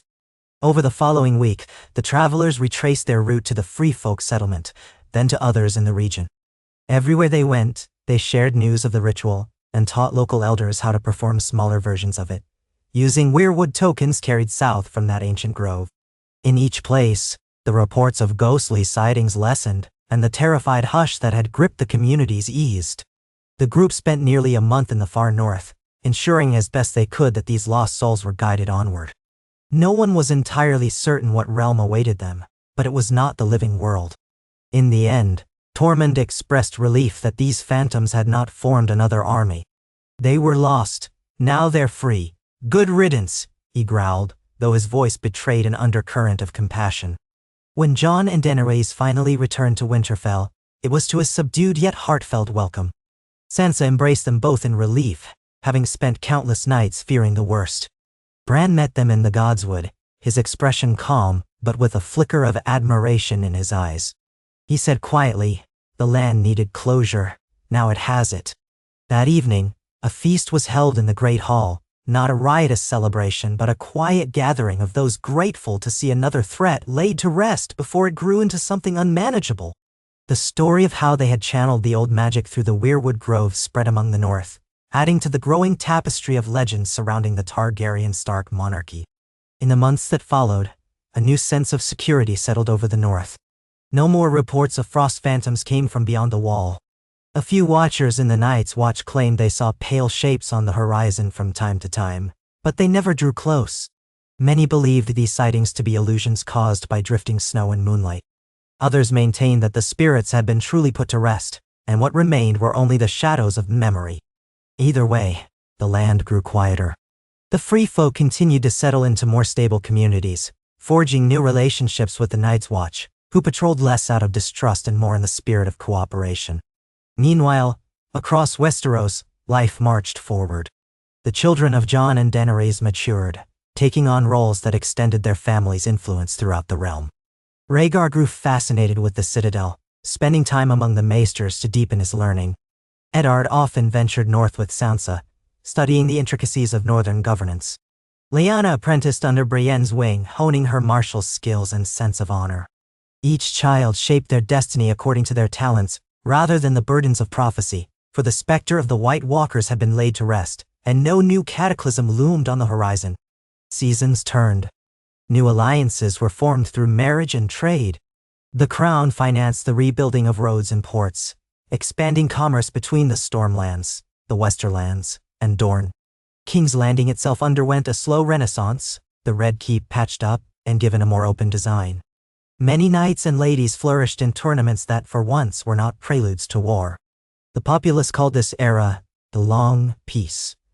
both in recognition of the terror that had preceded it, and out of a cautious hope that it might endure longer than any had a right to expect. Yet no era remains without conflict indefinitely. Whispered plots, claims of lost heirs, and simmering feuds between houses could not be completely erased. Over time, a few opportunistic lords tested the crown's reach, hoping to carve out greater autonomy. Most were met with swift diplomatic rebukes, occasionally backed by displays of military might. Jon and Daenerys had no appetite for conquest, but they would not allow the realm to splinter into warring factions. Their balanced approach kept most dissatisfaction quiet. Still, in hidden corners, conspiracies brewed. Some believed that the Targaryen line was too powerful, melding with the Stark line to create a dynasty that could not be easily toppled. Others believed it was unnatural to rely on old magic and weirwoods, insisting that a new age of rational governance would better serve the realm. Among the most persistent rumors was the notion that not all White Walkers had been accounted for. These rumors inevitably surfaced after some natural disaster, a bad harvest, an unseasonal hailstorm, and certain local lords would try to blame lingering cursed powers. Often, local maesters refuted these claims, and they died down as quickly as they arose. But after the experience with the Frost Phantoms, a kernel of concern remained, prompting Bran and others to keep their eyes and ears open. Each year, the Watchers on the Wall reported no new sightings. Life persisted, and the threat faded from most minds. But for those who had seen the darkest nights, caution was a learned behavior. Jon maintained a steady rotation of guards in the northern regions, forging alliances with the free folk who roamed beyond the wall. Daenerys invested resources in preserving the lore of both the Citadel and the old magic, instructing the maesters to document everything about the creation and dissolution of the White Walkers. She wanted no secrets left to fester in dusty tomes, waiting for a zealot or a fool to resurrect them. Samwell Tarly, though advanced in age, contributed significantly to this body of knowledge from Horn Hill. He had returned to his ancestral home and turned it into a small but thriving center of learning, welcoming scholars from across the realm. Over time, a subtle shift in the climate signaled that the realm's cycle of seasons was normalizing. Springs came regularly, summers lingered without scorching dryness, autumns brought moderate harvests, and winters, though cold, were no longer instruments of terror. This stability allowed the population to recover. Fields once burned or salted by war flourished with grains, vineyards thrived in the Reach, and the replanting of forests near Harrenhal progressed under the watchful eyes of local stewards. The region that had once been dominated by the lake and the charred fortress slowly returned to life. Some even proposed making Harrenhal into a seat of higher learning, given its vast space, though the notion was met with mixed reception due to the castle's notoriously cursed history. In that climate of cautious optimism, it was easy for the next generation to believe that the darkest days had passed forever. Rhaegar, Eddard, and Lyanna grew into adulthood with minimal strife. They learned the art of negotiation, the importance of forging friendships across houses, and the precarious balance required to keep the realm united. They each found their own paths. Rhaegar became an emissary of sorts, traveling the length and breadth of Westeros, forging trade agreements and alliances with a tact that blended Targaryen confidence and Stark honesty. Eddard delved deeper into the histories of the North, forging strong relationships with the Free Folk and the Night's Watch, ensuring that lines of communication remained open. Lyanna took to martial pursuits, and though some in the court frowned at a princess who spent more time sparring than dancing, she earned respect through her bravery and sense of fairness. She even accompanied Tormund and his kin on short expeditions beyond the Wall, an act that deepened her appreciation for the rugged freedom of the far north. Sansa Stark, officially titled Warden of the North, maintained her steady hand. Age graced her features with a certain softness, yet beneath it lay an unyielding resolve. She and Tyrion corresponded infrequently, each letter imbued with a note of fond remembrance. Their respect for one another endured, even if life's demands had long since scattered them to different corners of the realm. Bran, as ever, remained the silent watcher. He guided many decisions behind the scenes, though he seldom gave direct orders. Lords who came to him seeking advantage found only cryptic remarks that led them nowhere. Some believed he could see through every raven's eyes, tracking events across the realm with inhuman patience. Whether that was truth or myth scarcely mattered. The belief alone gave him a subtle power. Meanwhile, Daenerys and Jon maintained a gentle synergy in leadership. They debated policy in private, acknowledging their differences. Daenerys' fiery passion and Jon's stoic caution. But they found ways to compromise. Though their hair was streaked with silver and lines marked their faces, they carried themselves with the gravitas of rulers who had once saved the world from annihilation. Their children brought them pride and the occasional headache. And in quiet moments, when the burdens of the crown were set aside, they would remember nights huddled against the cold at Eastwatch, or the sense of triumph and heartbreak after the final battle at Winterfell. Each memory a reminder of what they'd overcome. Amid this tapestry of quiet progress, one final echo of the long night emerged in a place least expected. The Isle of Faces, a mysterious region in the God's Eye Lake. For years the green men there were little more than rumors. Occasional travelers claimed to have sighted cloaked figures beneath the weirwoods, but few dared land there. Samwell Tarly had once expressed interest in exploring the isle more thoroughly, but had not found the right moment or support for such an expedition. Yet, as the realm stabilized, scholarly curiosity grew. Rumors spread that the isle's weirwoods held unique properties, or that hidden texts of the children of the forest might remain secreted among the old roots. Word reached Winterfell that a group of maesters led by an ambitious young scholar named Maester Rodri intended to sail to the Isle of Faces and conduct research. He claimed that the realm deserved to know all it could about the source of old magic, that knowledge was the best safeguard against future calamities. Jon, Daenerys, and Sansa exchanged letters, uncertain whether this was wise. The Isle of Faces was shrouded in legend, and the Green Men were said to protect it for reasons unknown. Yet no law explicitly forbade landing there. After some deliberation, they decided not to interfere. A small group of scholars traveling with peaceful intentions hardly seemed a threat. If anything, the knowledge gleaned might be of value to the crown. So it was that Maester Rodri and his companions set sail across the God's Eye, brimming with eagerness. Accounts varied on how large his party was, some said a dozen, others half that. In any case, they took provisions, tents, and writing supplies, planning to spend several weeks cataloging everything from weirwood bark to hidden runes. The first few nights passed uneventfully, or so they wrote in dispatches carried by messenger hawks to Harrenhal. They described an atmosphere of deep stillness, broken only by the whispers of leaves. The weirwoods there were ancient, bearing carved faces that wept red sap in a silent forest. They encountered no people, though they sometimes thought they saw figures drifting at the edges of their vision. One dispatch mentioned hearing a low chanting at night, but they found no source. They speculated that the Green Men were watching them from concealment. As the days passed, their letters became more cryptic. Maester Rodri wrote of echoes in the roots, of hearing voices that might not be human. Another scholar mentioned seeing illusions, entire glades that vanished upon closer inspection, or weirwood eyes that seemed to follow them. A few among their group reported strange dreams, filled with images of swirling snow and a pale crown. Alarmed, Rodri intended to cut the expedition short, suspecting that they had intruded upon something older and more guarded than they had anticipated. He penned a final dispatch, stating his intention to depart at once. They never returned. Their boat was found adrift on the far side of the lake, empty. No bodies, no signs of struggle, only footprints leading off into the forest. A search party was dispatched from Harrenhal but found no trace of the maesters. Ravens carried the news to Winterfell. Sansa informed Bran at once. Bran's reaction was one of grave concern. The Isle of Faces was a nexus of weirwood magic, and for centuries the Green Men had kept outsiders away. That the maesters had vanished without a trace suggested a deeper mystery, or perhaps a more active guardianship than any had suspected. Jon and Daenerys, hearing the tale, feared that some new threat might lurk there. Memories of the White Walkers returned in a flood, though this time the danger seemed more rooted in the ancient forest magic than in ice. Still, caution was warranted. The Crown commissioned a second expedition, led by a mix of loyal guards, scouts, and a few maesters more attuned to magical lore. The hope was not to provoke the Green Men, if they indeed existed, but to discover what had become of Rodri and his companions, and to ensure no ill power was brewing on the Isle. Rhaegar Targaryen, now in his early 30s, volunteered to lead the mission.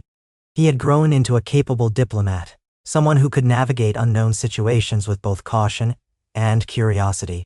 Eddard offered to accompany him, citing his own sense of responsibility to safeguard the realm. Lyanna, however, was occupied in the Stormlands, mediating a dispute involving Gendry's vassals. So it fell to the two brothers to guide a small retinue across the God's Eye. Their party included half a dozen knights of the Queen's Guard, 2 maesters, and a handful of scouts who had served in the north. They arrived at Harrenhal, still partially in ruins but habitable, and from there made arrangements to cross the lake. The Lady of Harrenhal, an older noblewoman with a penchant for dark omens, warned them against the endeavor. She claimed that the weirwoods there are older than sin itself, and the green men suffer no intrusion. Rhaegar thanked her for her concern but pressed on. They set off in 3 sturdy boats, each bearing the sigil of House Targaryen Stark, a direwolf entwined with a dragon, a symbol minted to honor their union. The crossing was uneventful, the waters of the God's Eye placid, reflecting the sullen sky above. Eddard stood at the prow of one boat, scanning the distant shoreline for movement. Tall weirwoods formed a pale canopy, their leaves like drops of blood shimmering in the wind. As they landed, a hush enveloped them. Even the birds seemed subdued, their calls muffled. The party disembarked, forming a cautious perimeter, and moved inland along a narrow trail that seemed worn by ages of secrecy. They soon found the remains of the maester's campsite, a few scattered tents, supplies overturned, parchment strewn about. One trunk was open, its contents rummaged through. Yet no footprints led away, no bodies lay in sight. The forest around them felt preternaturally still. One of the maesters in Rhaegar's party, a soft-spoken man named Louis, knelt to examine the trampled ground. He found half-preserved footprints that seemed to vanish abruptly, as if the missing group had walked off the path into thin air. Rhaegar and Eddard exchanged uneasy glances. Delving deeper, they followed the trail of scattered papers and personal effects. Eddard picked up a page that bore partial notes of a discovery, references to whispering faces and a presence that spans centuries. The handwriting ended abruptly, mid-sentence. Louis paled upon reading it. They pressed on, hearts pounding. Gnarled roots twisted underfoot, forcing them to watch each step. The canopy overhead knitted so densely that it seemed like twilight, though it was midday. Eventually, they reached a clearing where a massive weirwood towered, its trunk scarred with more faces than any of them had ever seen on a single tree. Each carved visage wore an expression of frozen anguish or silent awe. Rhaegar felt a prickle at the back of his neck. He had seen heart trees before, but never one so heavy with carved features. Red sap oozed from multiple places as if the tree itself bled from 1,000 tiny wounds. The knights of the Queen's Guard drew closer, forming a protective semicircle around the Targaryen princes. No one spoke. A presence permeated the air, tangible as a hand on their shoulders. Then, in that hush, a figure stepped into view from behind the trunk. It was difficult to discern at first whether it was man or woman. Its face was shrouded by a hood woven from living leaves, and its body draped in cloth that blended with the bark. When it moved, the leaves rustled, as though the forest itself breathed. The knights tensed, hands on sword hilts. Rhaegar lifted a hand, signaling them to hold. The figure said nothing but beckoned, a slow gesture, inviting them deeper into the clearing. Rhaegar sensed no immediate threat, only an ancient gravity. He and Eddard exchanged a nod, then advanced with caution. The knights followed, swords half drawn. As they reached the base of the weirwood, the figure turned to face them fully. Its features were barely visible beneath the hood, hints of skin etched with lines, eyes that glowed green in the dim light. A hush so complete fell that Rhaegar could hear his own heartbeat thudding. At length, the figure spoke, voice neither young nor old, neither male nor female, resonant like a drum in a hollow chamber. "You trespass on sacred ground." The common tongue floated oddly from those lips, as if the speaker were more accustomed to ancient dialects. "The knowledge you seek is not yours to claim." Rhaegar inhaled, summoning his diplomatic poise. "We come seeking our lost kin, Maester Rodri and his companions. They vanished here some weeks ago. We ask only for answers. We mean no disrespect to this place or its guardians." A pause. The leaves on the figure's cowl trembled in an unseen breeze. "Your kin strayed too far. They sought to unravel secrets that are bound to the roots of the world. We have given them release." The final word hung in the air, ambiguous and chilling. Eddard stepped forward, a tremor in his voice despite his resolve. Release? Do you mean you killed them or took them prisoner? The figure tilted its head, the green glow of its eyes intensifying. They are no longer bound to mortal concerns. Their questions threaten the balance. We quieted their minds, guided them into the silence of the weirwood. They rest within the dream of the leaves now. A murmur of shock rippled through the nights. Eddard's hand moved to his sword. Rhaegar kept his composure, though anger and confusion warred within him. He recalled the legends of the children of the forest merging their dead into weirwood trees, but the notion that living humans had been quieted in such a manner was horrifying. They were men of knowledge, Rhaegar said carefully. They had no desire to harm this place. They harmed it by prying into truths older than kings and queens. The figure's voice sounded distant, almost sad. Your realm thrives now, free from the terror that once walked among you. Yet you are children, playing with powers you barely understand. This place is not for your eyes. Rhaegar tried to maintain calm. We do not seek secrets for power's sake, only to ensure that no dark force threatens us again. No White Walker, no undead curse. The realm has bled enough. The figure's eyes flickered. The darkness that was ended left scars upon the land, upon the weirwoods, upon mortal hearts. Yet not all knowledge belongs to you. These men trespassed upon that which they could not fathom, seeking to peer into the wellspring of magic itself. We cannot allow that. Eddard's anger flared. You speak of them as if they deserve death for their curiosity. They had families, duties to the realm. Nenezewai. We returned them to the source, the figure repeated, unyielding. They are neither dead nor alive, but part of the eternal dream. You should leave before you, too, are woven into the roots. The threat in those words was unmistakable. The knights stiffened, glancing at Rhaegar for direction. Rhaegar drew a steady breath, meeting the figure's glowing gaze. We will leave, if that is your demand. But know this, men of the realm will come looking for them, for us, if we disappear. Blood begets blood. Is that what you wish? Another war. We had hoped the age of strife was behind us. Nay, yes. A silence, deeper than any prior hush, enveloped the clearing. The figure seemed to consider. At last it turned and laid a hand on the weirwood trunk. The red sap coursed around its fingers. The green sees the red, the old sees the new. There must be a boundary. Return to your shores, Targaryen Stark. Tell your people the Isle of Faces is barred to them. Let them keep their illusions of peace and progress. We guard the heart of the old powers. That is all. Rhaegar and Eddard exchanged a look. The message was clear. The guardians of the Isle would claim the lives of any who ventured too close to the weirwood heart. Realizing they were outmatched, and that conflict here could provoke unimaginable magical retaliation, Rhaegar nodded slowly.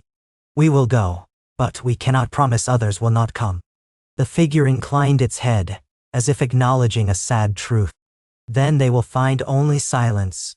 With those words, it stepped back into the shadows. The thick roots seemed to shift, forming a barrier that closed off the far side of the clearing. Then the presence vanished, leaving only the gnarled trunk and the carved faces, each weeping crimson tears. Shaken and outraged but also deeply uneasy, Rhaegar and Eddard led their party away. There was no sign of the missing maesters, no final glimpse of the mysterious guardian. By nightfall, they were back at the shore, boarding their boats. Silent tension gripped them all. Once they returned to Harrenhal, they relayed what they had seen in a Stark report. The realm responded with shock and disbelief. Some doubted the truth of it, suggesting that the Targaryen princes had been duped or were exaggerating. Others believed it entirely and demanded vengeance against these green men, decrying them as kidnappers or murderers. The Crown's official stance, delivered by Jon and Daenerys, was one of caution. The Isle of Faces was declared off-limits, a forbidden zone. Anyone who ventured there did so at their own peril. It was not an ideal resolution. Families of the missing maesters grieved, and many cried out for justice. But the monarchy deemed a confrontation with an ancient and mysterious power too dangerous. The realm still carried fresh memories of near annihilation at the hands of the supernatural. They had no desire to provoke another conflict that could spiral out of control. Thus the matter settled into an uneasy hush. Whispers circulated that perhaps the old magic was not entirely benign, that even though the White Walkers were ended, other primordial forces continued to stir in the hidden corners of the world. Many recalled Arion, the cured Night King, and wondered if even he could have foreseen these complications. Others insisted the best path was to leave those ancient powers alone, that men had enough to handle in their mortal concerns, without intruding upon the domain of the children of the forest or the green men. In time, life resumed its steady pace. The monarchy endured, shaping policies that fostered unity and peace. The next generation took on more leadership, allowing Jon and Daenerys to step back somewhat from day-to-day rule. They spent more time in the north, finding solace in the simpler rhythms of the land. On moonlit nights they would walk through the Godswood, hand in hand, recalling the battles fought and the unimaginable transformations they had witnessed. Sometimes they paused before the Heart Tree, remembering how Arion's final gift to the realm had been a chance to break the cycle of icebound doom. Yet, they also remembered the price of knowledge, how the Isle of Faces and its guardians had responded to mortal curiosity. Perhaps, they reasoned, some secrets were better left shrouded. Mortals had undone the greatest threat that had ever loomed, and that was enough. The realm needed no more entanglements with ancient curses. Years turned to decades. The small folk continued plowing fields, forging tools, raising families. Minstrels and bards embellished the story of the cured Night King, transforming Arion into a tragic figure whose redemption had reshaped the destiny of the world. Children grew up hearing the tale, their eyes wide with wonder, seldom grasping how real and terrible it had once been. Castles that had lain half in ruins were rebuilt into grander versions of themselves. The roads thronged with merchants plying wares from Dorne to the north. A generation that had never known the fear of the undead came of age, confident that the long night was a thing of the past. Jon Snow eventually retired fully from formal leadership, leaving the monarchy in the capable hands of his children and the advisors he trusted. Daenerys did likewise, although she remained a figure of respect and reverence, her presence in any courtly event enough to silence dissenting voices. They lived in a cottage near the edge of Winterfell's outer walls, a place from which they could see the distant horizon and remember how the world once teetered on the edge of oblivion.